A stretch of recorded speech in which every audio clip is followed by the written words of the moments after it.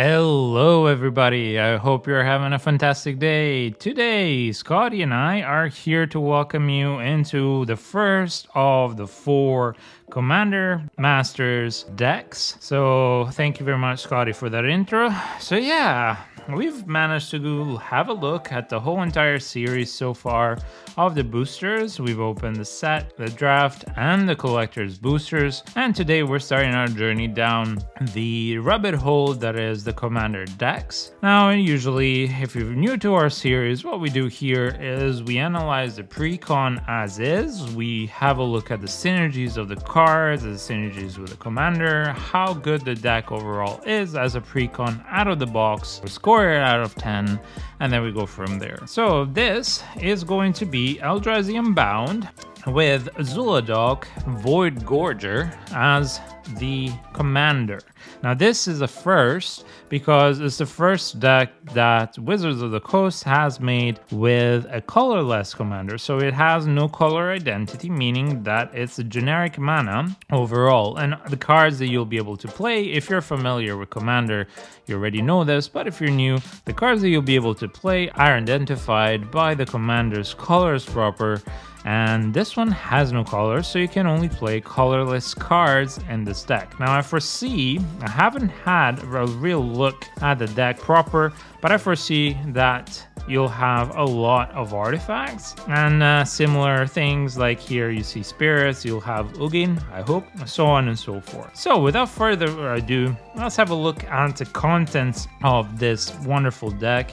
You get the 100 card deck with 10 new cards. So we've gone down from the premium deck of last year, which were, I guess if you were looking at the Warhammer 40k, those were the actual premium decks last year. And yeah, so we're only down to 10. Last year was 42. You get a deck box, 10 double-sided tokens, the foil-etched thick commander, a life wheel, strategy insert, and a reference card. You also get a booster sample from the collectors, which will contain 2 cards, and that's it. Now the pricing for these, they are fairly premium compared to decks even last year, and compared to decks this year. These, as you can see here, in British pounds. Shoutouts to Mox in the Hole. This is where we got it, here in Edinburgh at our local game store. It's about £80 if you're just buying it from the shop, and then £75 if you're buying it as a member of the store. Therefore, it is quite significantly expensive. And because there is no MSRP, the problem is that, well, we don't really know what the pricing is supposed to be. We only know that the shops get it for a certain price from distributors. So these are fairly expensive to get all 4 of them. And it's not really accessible to most people to spend £80 to a deck. And I hope that if you are counting your money and your resources, you would look at a few guides before you make up your mind of what the best deck is for you. So without further ado, let's break into the deck. It has the green of the Commander Masters underneath. And voila, Titans fit for fighting. That's the message. And then it's always best to open it from the bottom, as the top tends to be a little bit too tight. Giggity. Okie dokie. So as such, you get the tokens, cardboard cutout tokens, and yeah, just overall tokens, punch out, card out tokens, and that's it. And then you get your deck proper. Also, if you're new to our channel, we'll be doing a guide on how to upgrade this precon, so make sure to stick around to our channel because of that. We usually try and do that for as many of the most popular decks as we can, and we'll be definitely doing one for this wonderful little deck. We'll see. So you get a little bit of a placeholder, you get the life wheel counting up to 40, you get a little bit of an insert, which I love. These inserts give you a little bit of fluff and story towards the characters and the commanders and the deck and the lore, and also it sets the table for how the deck should and will be played. Okay, so we have Eldrazi Unbound. So if you want to pause here, you'll be able to see all the wonderful information you get here, and then here a little bit more information about our commander Zhulodok. Void Gorger and allow you to pause if necessary. And it smells amazing. If you know the smell of plasticky paper that comes out with printed on it, it's so good. It's like a new book. And then you get the token and the display commander, the thick commander, the deck proper, and inside as well you also get this collector booster sample pack. Now before we start, we'll go on to open the collector booster sample pack. Hopefully we get something nice inside. If you're looking at our collectors unboxing, we got quite a decent amount, and I think the collector packs are really the way to go for the set. So let's see, what do we get here? Of course, you also get a token card. All right, so first off, we get Kaikar, Wind's Fury, and the profile version. Very beautiful. And then a counterspell foil by RK Post in the boardless version. Very beautiful cards. Wonderful. Set them aside. And then let's have a look at the commander proper and the tokens. And let's see.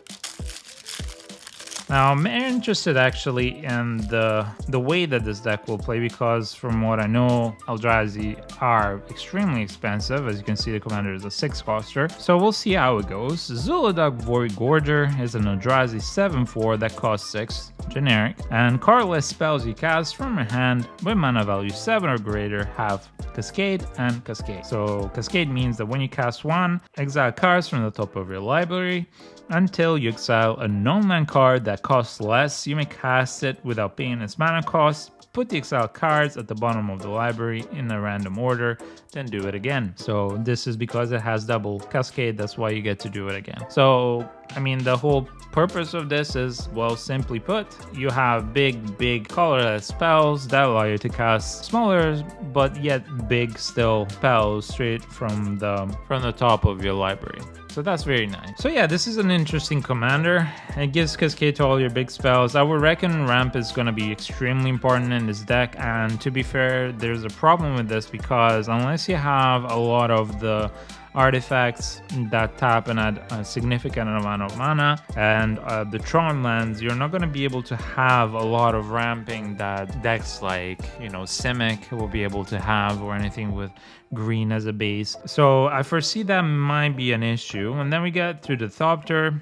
and Construct Token, Spirit, and Eldrazi Scion. Manifest, which is a nice little ability, and allows you to take the top card, put it into place, kind of like Morph, basically. And you can just flip the card, not for the Morph cost, but for the actual casting cost of the card. That's really nice. Eldrazi Scion, Manifestor will have a lot of manifesting. Phyrexian Germ, that's always nice. City's Blessing and Construct, 6/12, that's nice. Phyrexian Golems with an Ox.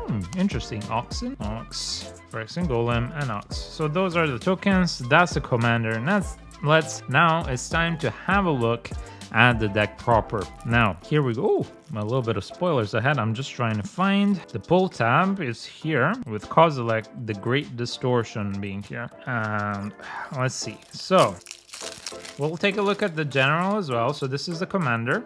And this is the foil version of the commander normally. Very beautiful. And it's actually worth something. This is one of the more expensive newer cards that you get out of the set, and probably one of the ones that drives the price of this deck proper. And then we get Amorphis, Ghostfire Initiate. This is a 0/0 Spirit Naga that costs X generic and X generic. And when it enters the battlefield, it gets X +1/+1 counters. And whenever you were to put one or more counters on another colorless creature, you may put a +1/+1 counter on him, and when it dies, you manifest on any number of cards from the top of your library equal to the number of counters on it. So that's what I was talking about, that you take cards from the top and you put them into play as 2/2s face side down, and then you can flip around for the cost of the card itself, which is very interesting as an ability. I don't know that it's going to be extremely strong in and of itself. It's great to manifest stuff, and you can cast manifest cards at any point, so like an instant. So that's really nice. You are attacking into a 2/2 and then suddenly becomes an 8/8 or a 10/10. So that's, I think, what they're going for here. Let's see how this pans out. These are our two commanders. We'll try and keep them here. I mean, the commander and the general. And then you get a little reminder card on how to play the game. An helper card. And let's have a look at the top. 10 new cards here of the deck. We have Kozilek, the Great Distortion, which costs 10 generic. It's a 12/12 legendary Eldrazi. Whenever you cast the spell, if you have fewer than 7 cards in hand, draw cards equal to the difference, and then it has menace, and then discard a card with mana value X, counter target spell with mana value X. Very good card. Now, I will, let's say, not assume, but I would think that for the ease of us reviewing this deck, there's an easier way to get to ramp to 10 or very high very quickly. If there isn't, then this deck is going to struggle a lot against any deck because it's going to be really so. For now, I will look at the cards as if the deck were to be okay with the mana base and be able to ramp to it. Should that change by the end of the deck review, we will let you know and then adjust the score accordingly. But looking at face value, this is a very good card. It allows you to draw up to 7 cards whenever you cast the spell. It has menace, so it's really hard to block. It does not have trample. I would have preferred trample as well for 10 coster. And then you can always discard a card and counter a spell, which you would reckon you have a lot of big spells to discard with big cost. Next up, we have Abstruse Archaic, which is a 3/4 avatar. It costs 4 generic, that's good. Has vigilance, and for 1 generic and tap, copy target activated or triggered ability you control from a colorless source. You may choose new targets for the copy. Very nice actually, because yes, we are going to have a lot of hopefully triggered abilities and activated abilities from our deck, and it's a 4 coster for the 3/4. You can always copy it, so that's really good. It's not that expensive to cast. This is very, very good. Then we have Calamity of the Titans, which we've seen before in our Commander Collector's unboxing. It costs 6 generic. As an additional cost to cast a spell, you reveal a colorless creature card from your hand. You exile each creature and planeswalker with mana value less than the reveal card's mana value. So you're hoping to maybe, I don't know, show a 5 and then you get to exile. It's a good board wipe for Eldrazi, I would reckon. So this is a sorcery. Then we get Desecrate Reality, which is an instant that costs 7 generic. For each opponent, exile up to 1 target permanent that player controls with an even mana value. And remember, 0 is even.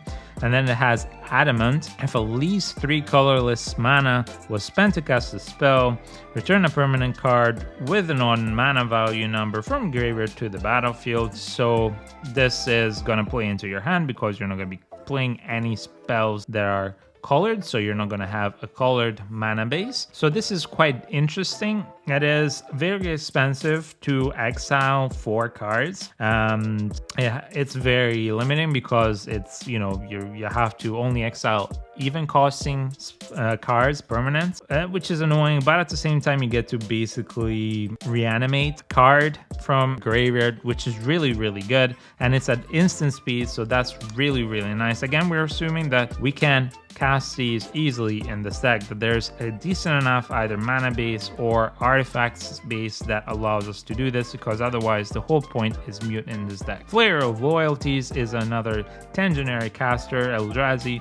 That's a 10/10. Whenever you cast a spell, you gain control of target creature until the end of turn. Untap that creature until the end of turn. It has base power and toughness 10/10, gains haste, Annihilator 2, and trample. And this card has also Annihilator 2 and trample. So this is a very good control. You get to take control until the end of turn of a creature.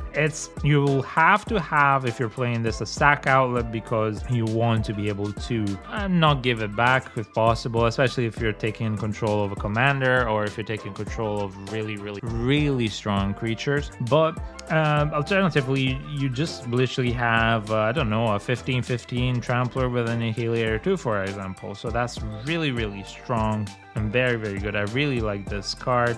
And so this is the second Eldrazi we've seen. It's very nice. Rise of the Eldrazi. This is a sorcery that costs 12 generic, and this spell can be countered. Destroy target permanent. Target player draws 4 cards. Take an extra turn after this one and exile this card. So this allows you to, well, basically time walk and also draw 4 cards. and destroy target permanent. So this is a time walk, an ancestral recall, and yeah, just overall a removal. It's an insane card. It is extremely expensive. Again, this is bordering on, like, you're casting 12, you're gonna be hard pressed usually to cast this in any normal game, so I'm hoping that we get a good mana base. Skittering Cicada, this is a 2/2 insect creature for 3 generic. It has flash, and you may cast colorless spells as though they add flash, and whenever you cast the colorless spells until the end of turn, this card gains trample and gets +X/+X, where X is the spell's mana value. Very, very good, cheap, allows you to make all your spells in this deck. Flash speed, very, very nice. Okay, 3 more of the new ones. Ugin's Mastery is an enchantment for 4 generic, and whenever you cast a colorless creature spell, manifest the top card of your library. That's good. And whenever you attack with creatures with total power 6 or greater, you may turn a face down creature you control face up. Very, very good for the combination with Omorthis, and also very, very good overall because you just want to be able to flip those manifests ASAP. And yeah, you're not gonna be hard pressed to attack with a 6 power, I hope, because so far we've seen that either the cards are extremely big, or the creatures are extremely big, or you can just generally make them big, and that's really nice. And it's an enchantment. Darcy Monolith, this is one of the better cards of the new reprinted cards. It's a valuable one. It's an 8 generic artifact. It is indestructible, and once this turn you may pay 0 rather than pay the mana cost of a colorless spell they cast from your hand. So this is extremely good. You can just free cast any colorless spell. This is a great card for any deck that plays artifacts. So this not just for the Eldrazi deck, but for this deck, and it's extremely, extremely good because your whole deck is going to be free castable whenever you want. And of course you want to do it on the bigger spells rather than nothing. Okay, now we get to the reprints, and this is an artifact. It's kind of hard to tell with everything is so colorless. All is dust. This is a classic. It's a tribal sorcery. You allow for each player to sacrifice all permanents they control. There are 1 or more colors, so basically unless they have artifacts or another Eldrazi deck, they're going to be sacrificing all permanents they control. This is really, really, really annoying, and this is a great little spell and bringer. So we have at least 1 removal. We have another removal. It's kind of hard to think about it that way because it's such a hard cast cost. Another removal, so you have 3 ways of removing cards off the board, so that's really, really good. And then you have the Endbringer, which is a 5/5 Eldrazi for 6 generic, and then untap him during each other player's untap step, and you can tap it to deal 1 damage to any target, and then for 1 generic you can tap it, target creature can't attack or block this turn, and then for 2 generic you can tap it, draw cards. So you're going to be using this mostly for the draw engine ability, and so long as you have mana you can just keep drawing in your opponent's turns. Very, very good. And the 1 damage could be okay, but realistically you're going to be using the last 2 more often than not, so that's not bad at all. Get the Endless one. This is a 0/0 Eldrazi with X generic to cast, and when it enters the battlefield it enters with X +1/+1 counters on it, so it can be as big or as small as you want it. It That Betrays is a 12 generic cast cost for an 11/11 Annihilator. Whenever an opponent sacrifices a known token permanent, put that card onto the battlefield under your control. So this is very good in very specific ways.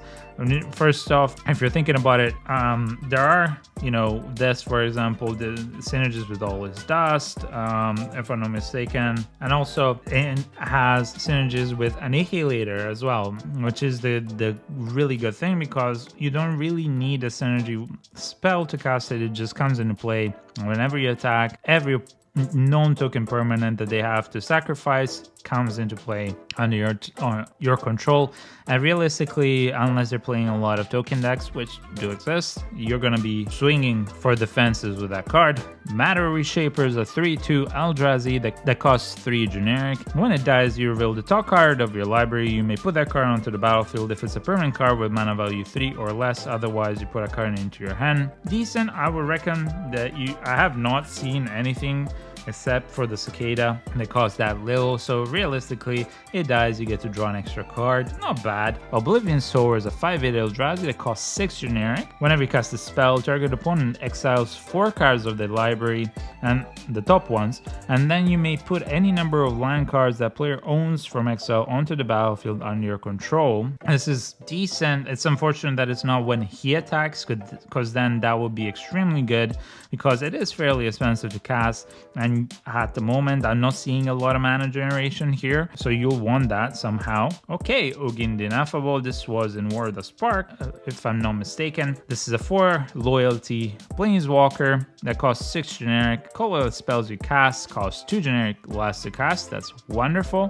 And remember, this is to cast them. It doesn't lower the mana value of the cards, so anything that synergizes with the mana values of specific cards still works. And then for a +1 loyalty, you exile the top card of your library face down and look at it. You create a 2/2 colorless pair. Basically, this is a manifest, and whenever the token leaves the battlefield, you put the exiled card into your hand. So this is a great way to manifest cards, and if it should leave the battlefield because it dies, you get to have it under your control still because it's still in your hand. And then -3, destroy target permanent that's 1 or more colors. Very good little Planeswalker card. I was hoping to see this one, of course, so this is really good. I'm wondering if there's going to be any other of the colorless Planeswalkers. Ancient Stone Idol is a 12-tile golem for 10 generic. It has flash. This spell costs 1 less to cast for each attacking creature. Has trample, and when it dies, you create a 6/12 colorless construct artifact creature token with trample. So this is not gonna be easy to cast for the 1 less generic, but again, we're assuming that you're gonna be able to ramp to something, because otherwise you're gonna be struggling. So yeah, definitely something that's decent. It dies and it leaves something in place. I would rather have put other Eldrazi here, so I think this is maybe one of the cards that are start to cut, not one of the greater ones.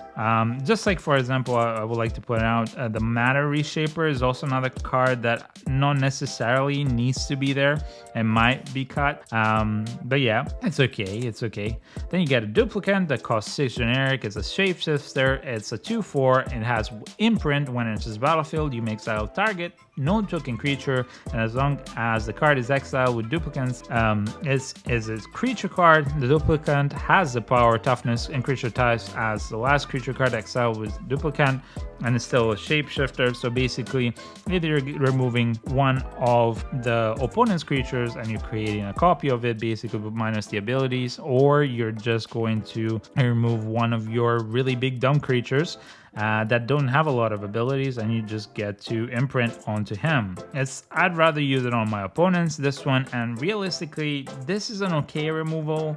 Again, the problem is a lot of the removals are colored. So most of the best removals are colored. So you have to think outside of the box when you're removing. So I think this is going to be necessary to be kept in. If otherwise, I would have removed it, out of the deck. Now, next up, we have the Endless Atlas. Now, it's an artifact that costs 2 generic. You tap 2 generic to tap it and draw a card. Activate only if you control 3 or more lands with the same name. Okay, that's interesting. I guess we're going to go with waste. Okay, that's very interesting.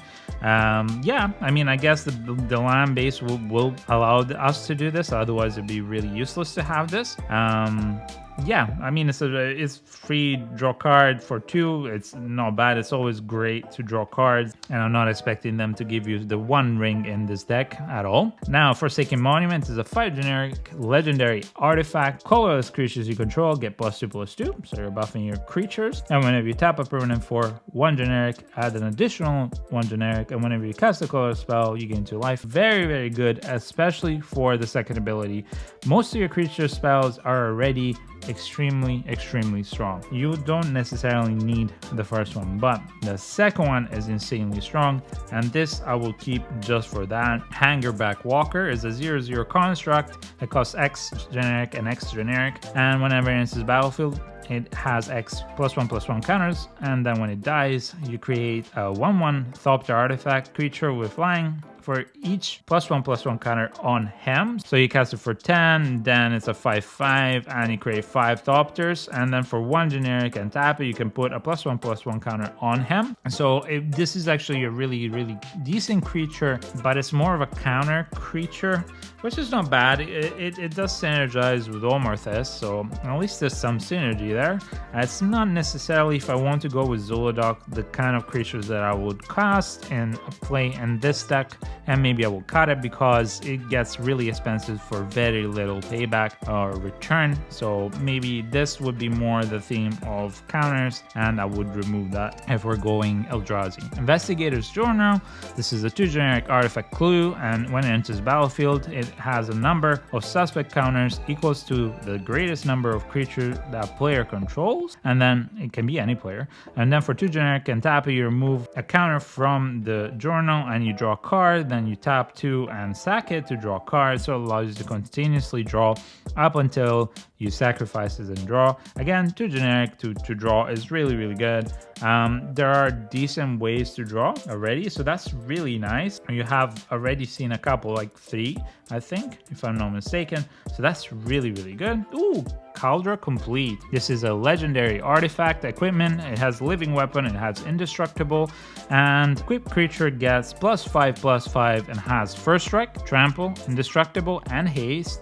And whenever this creature deals combat damage to a creature, exile that creature. Very, very, very good. And it's a living weapon, so you get to attach it to a germ when it comes into play.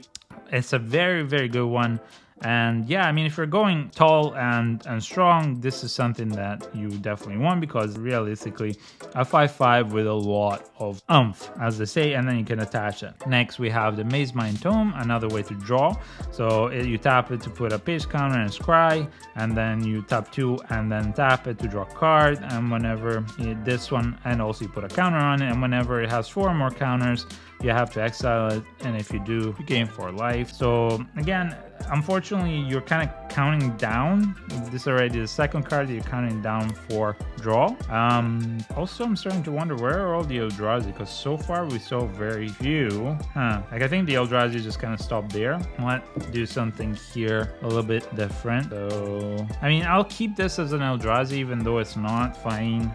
But let's see, because that card is actually pretty good, and I would just keep it in general in any deck. Let's see, Metalwork Colossus. Metalwork Colossus costs 11 generic, is a 10/10. The spell costs X less to cast, where X is the total mana value of non-creature artifacts you control. Okay, so we don't have a lot. We have this Cauldron Complete at the moment, and Forsaken Monument, the Darcy Monolith as well. Yeah, it's okay. It could cost a little bit. Sacrifice 2 artifacts, return him from your graveyard to your hand. And doesn't really make sense. I wouldn't really want this card at all, actually, so I wouldn't actually play it. Yes, it's a big dumb creature and you can bring it back, but I would reckon that my artifact slot is going to be extremely essential to draw more cards and just pump me into casting more stuff. I do not want to be sacrificing too many artifacts unless they're treasure tokens, and yeah, I wouldn't be sacrificing it to bring this card back. Mirror's Mirror is a 3 generic artifact for 2 generic. This becomes a copy of target artifact, creature, enchantment, or land until the end of turn. Could be extremely good, actually, because I mean, you have huge bombs here, so definitely an interesting one. Depends on how you build your deck if you want to keep it. But yeah, it might be really, really good with the Eldrazi. Mirror Construct is a 4/4, and it costs 4 generic, and it has kicker 3 generic, and if it was kicked, it enters the battlefield with a +1/+1 counter on it for each non-basic land your opponents control. Okay, so this can grow up to be really big. When it becomes the target of a spell, sacrifice it and create a number 1/1 colorless construct artifact creature tokens equals to its power. And no, thank you. It's really great that you can make it really big. You cast this, I don't know, turn 6. You tend to have I don't know, maybe a 10-10 already. But the problem is that it dies really quickly. Like they can even just use a buff spell on it and it dies. Yes, you then have 10 1/1s, but I'd rather keep a big dumb creature, so I'm not gonna go for that. Mystic Forge is a classic. You may look at the top card of your library anytime. You cast artifact spells and colorless spells from the top of your library, and you tap, pay 1 life, exile the top card of your library. Extremely good for this deck. I will keep it. Perilous Vault, 5 generic and tap it. It exiles all non-land permanents, and it costs 4 generic to cast, so this is another wipe. So it's another wipe. Unfortunately, from what I can see, other than this one, yeah, you're sacrificing... Okay, so this is creature planeswalkers, because this one is all permanents, and this is the first one that's all permanents that's on your side as well, so it's a bit iffy. All permanents is extremely annoying. I wouldn't really cast it. I know removal is really hard to find in this, but all permanents that are non-land, of course, really hinders your build a lot. And usually if you're behind, using this gets you more behind. I wouldn't use Phyrexian Triniform. Is a 9/9 Phyrexian Golem for 9 generic. When it dies, you create 3/3 colorless Phyrexian Golem artifact tokens, and it has Encore for 12, which means that you can exile this card from the graveyard, and for each opponent you create a token copy that attacks that opponent. This turn, if able, they gain haste, sacrifice them at the beginning of the next end step, and activate only as a sorcery, so you get to create an extra set of Phyrexian Golems. It's okay. It's a big creature, it's colorless, it's an artifact. I would not play it. I will play more Eldrazi. Also because it doesn't really have any trample, it doesn't have any annihilator, so it's really easy to block. And yeah, dying, maybe, I mean, I'm just gonna put a 1/1 to defend it.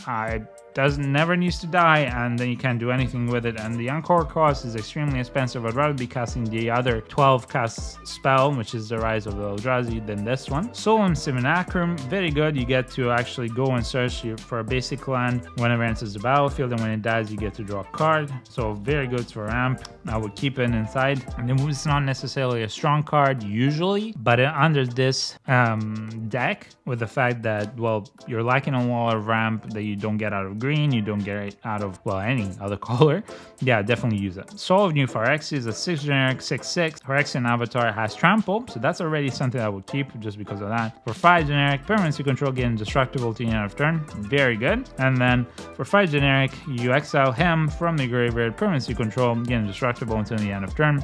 Extremely good, because yes, you want some protection, and since you won't be able to have, for example, you know, Teferi's protection, or even the new free casting protection, you just want to have ways to protect, and definitely this is something I would keep.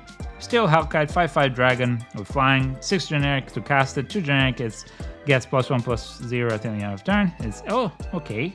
It's 2 to do that, so it's a bit expensive. And then for X, destroy each non-land permanent with mana value X whose controller was dealt combat damage by the Steel Hellkite this turn, and activate only once each turn. So this is extremely good. This is a targeted removal, and yeah, I would definitely play it, because every time you're dealing damage to them, and you are going to be able to do this once per turn and just wipe their board, right? And this is more than Perilous Vault, something that I would keep in the deck. Again, I don't see that many Eldrazi. It's supposed to be I mean, it's a colorless deck. I get it. The spirit is supposed to be, though, Eldrazi. In the end, it's called Eldrazi Unbound, the deck. It's not called Artifacts Unbound or colorless cards Unbound. Stonecoil Serpent is a 0/0 artifact creature, costs X generic. It has reach trample protection for multicolor, so that's really good in this deck. And it enters the battlefield with X +1/+1 counters on it. Okay, this is really good. Has reach trample and protection,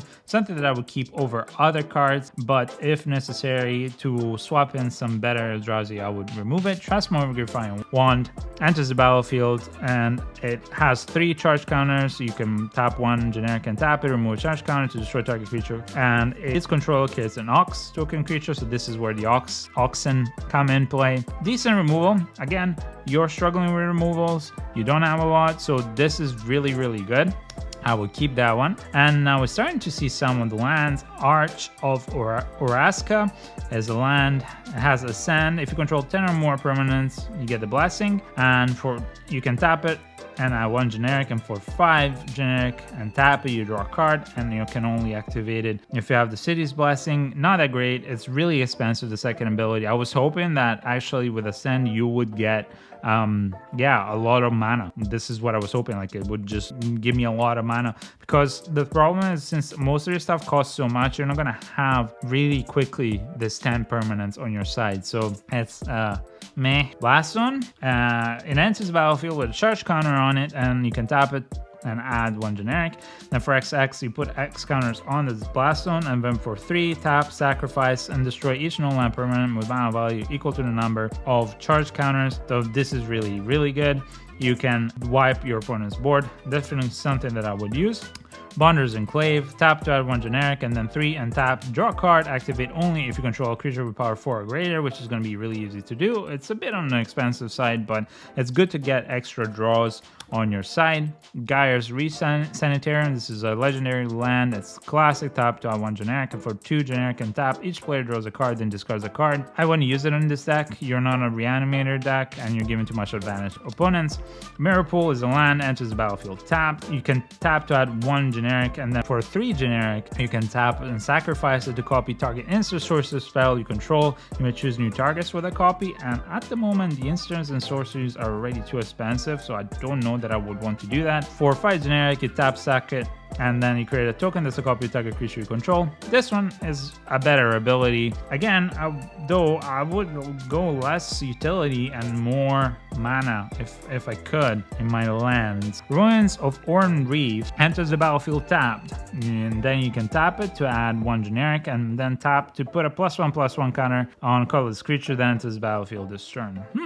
Interesting. Now Scavenger Grounds, you tap to add 1 generic, and then tap and sacrifice this to exile all graveyards. It's okay, I guess, if it's very... I mean, again, yeah, you need a lot of tap to add generic. Lands tap to exile all graveyards is kind of meh. It's very situational. Seagate Wreckage, tap to add generic, and then tap 3 and tap it to draw a card. Activate only if you have no cards in hand. Very situational, not that great.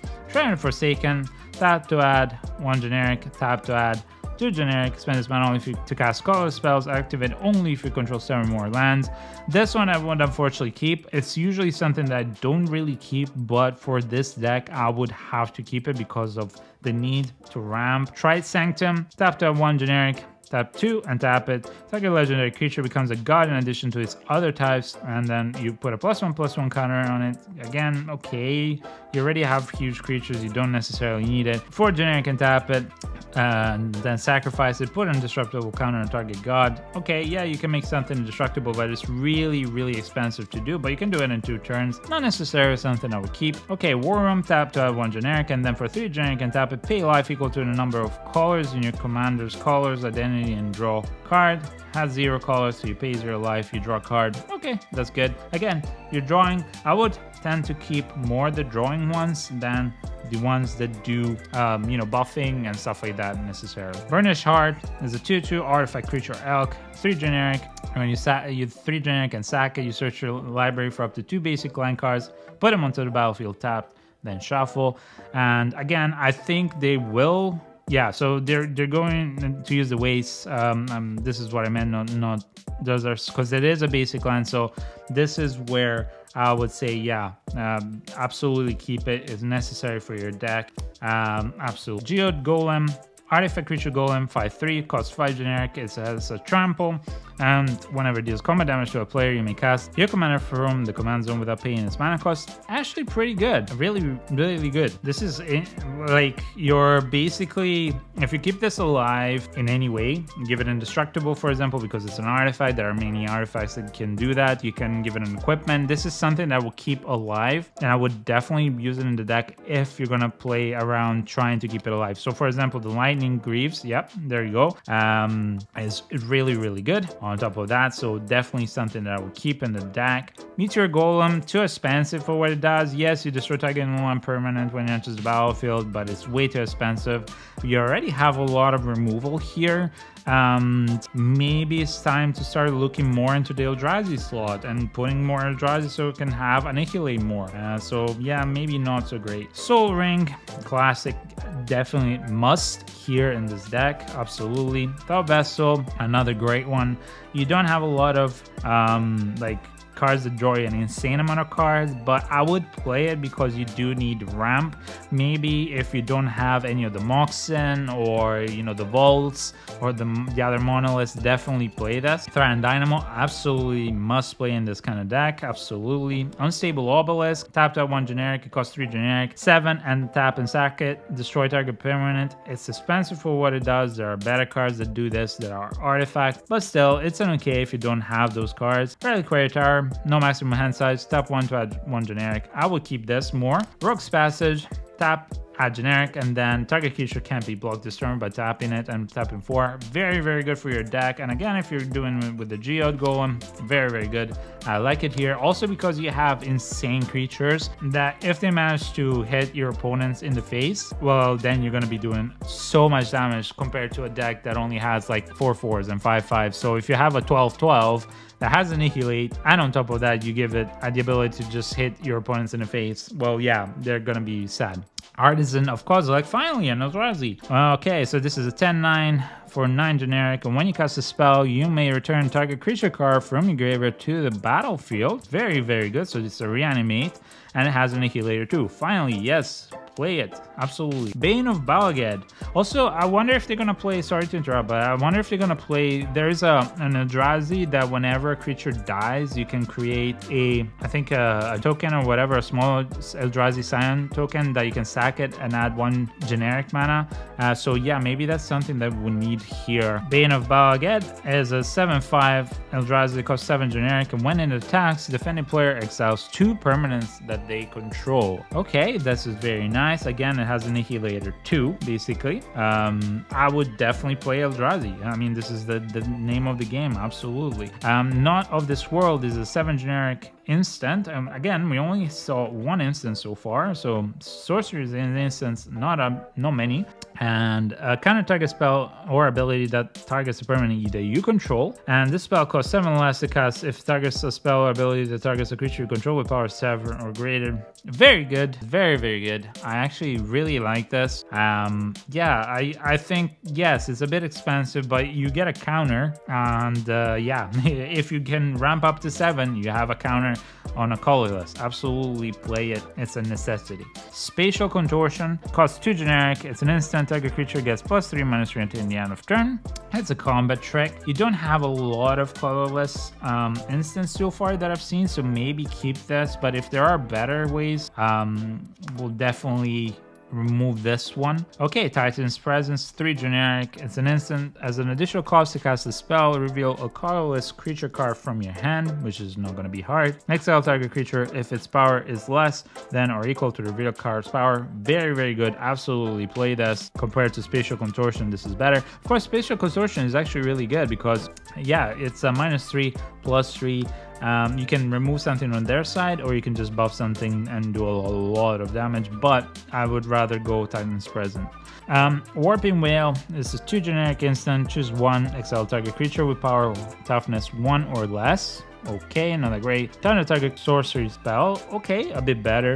And then create a 1/1 Eldrazi Scion. Sacrifice this creature to add 1 generic. Okay, yeah, I mean, it's okay. It's not a great one. Maybe it's okay for the first 2 ones, but it's not that great.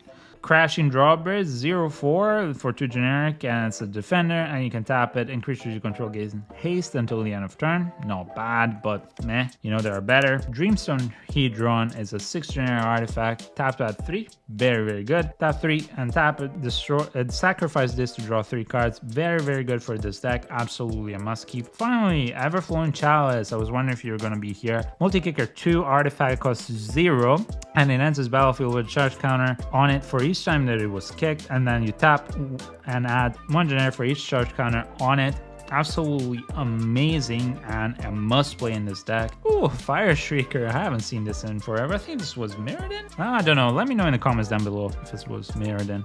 Might be wrong. Anyway, 3 generic artifact equipment. You equip it for 2, and then a quick creature has double strike. Not bad. Giving double strike to one of your Eldrazi is insane, but I would rather use better artifact equipments that are out there, but it's okay as a precon. It's okay. I wouldn't keep it for sure. There are better ones out there, and I would rather put him indestructible than that, or shrouded, or hexproof, you know. Hedron Archive, it costs 4 generic, tap to add 2 generic. Very expensive for what it does, but you are kind of out of options here. You necessarily need to ramp, so I wouldn't remove it unless you have, you know, it's all the great ramps. 2 generic, tap it, sacrifice, and draw 2 cards. It's okay. At least all of these ones, they also have an extra ability like drawing, just like the Mind Stone. You can stack it, draw cards. So this is really, really good, and these are good cards that I would keep here out of necessity if you do not have those amazing, you know, ramps artifact. Ornithopter Paradise. This is very good. I would definitely keep it. 0/2 flying, costs 2 generic, and you have to add 1 mana value color. Is a necessity in this deck. Palladium Mirror is another necessity. 2/2 that costs 3 generic, tap to add 2 generic. Extremely, extremely good in this deck. Scare Tiller is a 1/4 artifact creature Scarecrow that costs 4 generics. You may put a land card from your hand onto the battlefield tapped. Return target land card from your graveyard to the battlefield tapped. So you get to choose one whenever it becomes tapped. It's very, very, very good because, yeah, especially in the first few turns, you're gonna want this as much as possible. You may put a land card. But yeah, in general, I think this is very great. And also there are land cards here that will sack to draw to give you more advantage, and that's definitely something that I would play, just because of the synergy. Now, of course, if you have better cards, this would be something that would cut out. Suspicious Bookcase, 0/4 Defender, costs 2 generic. Tap 3 and tap it. Psychic creature cannot be blocked this turn. Again, very, very, very good if you're going with the low golem, or in general because you're having huge Eldrazi's that you want to keep alive. So extremely good if you're going down that tactic. Roy, Warm Power Stone, 3 generic, comes into play tapped, and you tap to add 2 generic. A necessity in this deck, absolutely. Kane Lighthouse, classic. Tap to add 1 generic and 1 generic and tap it until the end of turn. Creatures your opponents control lose hexproof, shroud, and can't have hexproof or shroud. This is very situational. Since you don't have any tutors that I've seen, I would definitely not play this. It's very situational. You have a 99 card deck. The chance of getting this when you need it is extremely, extremely low. You can draw a lot. So if you draw a lot and you get to cycle through your deck a lot, then maybe keep it. But otherwise, this is a very situational card. So yeah, if as I said, if you go and draw and get through your deck real quickly, then yeah, keep it. Otherwise, don't keep it. Eldrazi Temple, finally. This is a classic. Tap to add 1 generic with tap and add 2 generic and spend this mana to cast only Eldrazi spell or activate abilities of colorless Eldrazi. The problem is at the moment, as I'm standing here, there aren't a lot of Eldrazi's. There are a lot of artifacts and colorless spells. It would have been better if it was any colorless spells, but what can you do? Very good. Don't cut it out, please. Forge of Heroes. It's tap to add 1 generic and tap. Choose target commander that enters the battlefield this turn. You put a +1/+1 counter on if it's a creature and a loyalty counter if it's a planeswalker. Again, decent. If you have no better lands, it's decent. Okay. Guildless Commons enters the battlefield tapped. When it enters the battlefield, return a land you control to its owner's hand. Tap to add 2 generic. It's not bad. It's something that gets you ramped. Absolutely necessary in this deck. Otherwise, I would never play it. But yeah, it's necessary in this deck. Oh, this is what I was thinking actually of playing. And this is probably something that I will get into in our upgrade guide. You need cards that allow you to put counters just like the Chalice. So the Majoring Network is actually really intelligent about that. It's basically you tap to add 1 generic, put 1 counter by paying 1 and tapping it, and then remove any number of storage counters and add a counter. Add 1 generic for each storage counter removed this way. So it's really good to just keep dumping into. Unfortunately, if you don't have any way to proliferate, this is kind of like a bank that runs out real quick. But if you can proliferate into this is an extremely good card. Temple of the False God. Tap to add 2 generic. Activate only if you control 5 or more lands. Again, something that you usually wouldn't keep necessarily in decks, but unfortunately this is very necessary in this deck. Tomb of the Spirit Dragon. Tap, add 1 generic. Tap 2 and tap it. Gain 1 life for each colorless creature you control. Actually might be really good in your deck. The problem is you don't have a lot of small creatures, and this really helps when you have a lot of small creatures. But again, because you might be cutting out a lot of the other lands that I've said that might not be great, you might want to keep this one just to have an extra way to get some life back, because you're going to be behind most of the time in this game. This is the name of the game. The first few turns, unless you have a lot of small creatures to create a wall, you're going to be losing a lot of life, and this might get you bad. Oh, finally, this is what I was hoping for. Urza's Mine. So they have the 3, Urza's Mine, Tower, and Power Plant. The Tron lands are here. So yeah, you tap it to add 1 generic, and if you control the Power Plant and the Tower, you'll tap it to add 2 instead. So realistically, this is a must. The 3 Tron lands are a must, and absolutely keep them in here. Beautiful land. And then we get the wastes. And you get 15 wastes. Not a bad thing. These are very necessary for this deck. It's as simple as that. You cannot go without it. Even if you have all the great lands in the world and all of the artifacts, the great artifacts, you need them. So, final thoughts. It's a very fun deck. The idea is extremely fun. I cannot stress this enough. The problem is the execution was just not on par. I'm looking right now. Let's see. You have 10 Eldrazi's, not counting the commander. With the commander it's 11. So you have only 10 Eldrazi, and the deck is called Eldrazi Unbound. So I'm wondering what the F. This is the big problem, right? So first off, you don't have a lot of sorceries and instants. I understand that there are not a lot of colorless ones, and you'll have to make do with artifacts to be able to do what you usually can do with sorceries and instants. That's okay. I understand. I get it. The problem is, why then put so many cards, except for the ones that we said that you have to absolutely keep, why put so many colorless cards that just don't really synergize with your deck, and instead go with the other ones that you could have? Like I said, there's an Eldrazi, I don't remember his name, put it down in the comments below if you remember it. There's an Eldrazi that allows you to create tokens whenever a creature dies, and those tokens can be sacrificed and you can add extra mana. So that's something that's really simple. It's not even an expensive card from what I remember, but they didn't put it in here. They put the one really good Planeswalker that I would put in here myself. But other than that, yeah, I think also you didn't put any of the cheaper monoliths, like the Basalt monolith I would have put in here. So yeah, I get it. You can put the Grim monolith in here, but I would have put a little bit better stuff in here that was cheap anyway. I'm not asking you to put Kozilek in here. I understand you want to keep the price down of the overall precon, but yeah, overall this is a bit of a disappointment. I was really looking forward to this deck. It's not a bad precon per se. So as a precon in strategy, it's okay. The problem is this bulk of cards here, and also necessarily this bulk of cards here. So the lands, I would say, you know, maybe a fourth needs to be cut out. And here, most of these artifacts you're not going to be using this, and it's not necessary. So what you're left with is an Eldrazi deck that doesn't really have a lot of Eldrazi, and that's really unfortunate. You do have some great cards that are Eldrazi that I definitely wouldn't cut, but other than that, you're like, yeah, okay, where are my Eldrazi at? So unfortunately, I would say this is a 6 out of 10. I can't give it more, and it's a very gracious 6 out of 10, because realistically I would go harsher and I would maybe give it a 5.5, but it's a 6 because the synergy is there. They did some intelligent things with the sorcery and instants. They put some of the right lands inside. They put most of the cheaper artifacts to buff you up, to ramp you into the deck, so at least there's that.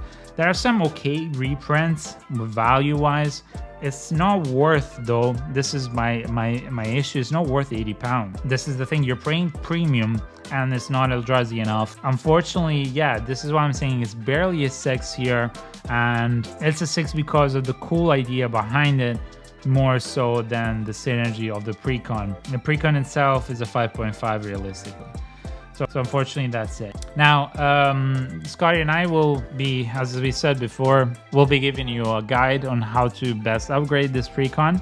So make sure to stick around to the channel for that. Let me know in the comments down below what you think about this deck. Did you buy it? And if so, what cards do you think you should take out and what have you put in if you've already started editing it? Because yeah, it's a really interesting stuff. You know, I read all the comments and I reply to all of them, so there's that if you're interested. But yeah, it's a really interesting deck. It's unfortunate that it falls a little bit short. And yeah, so we'll be reviewing the other 3 decks and also trying to give an upgrade guide for all of them as well. Keep an eye out on our channel, as we'll be doing something nice for the upcoming Wilds of Eldrazi expansion. We'll be having some nice unboxing. We'll be unboxing a collector's box and a draft box for that, so make sure to stick around to our channel. So make sure to like, subscribe. It really does help small channels like ours a lot. I can't stress that enough. Thank you so much for sticking around with us, and until the next time, this was me and Scotty. Be good, be kind, and we'll see you next time. Bye.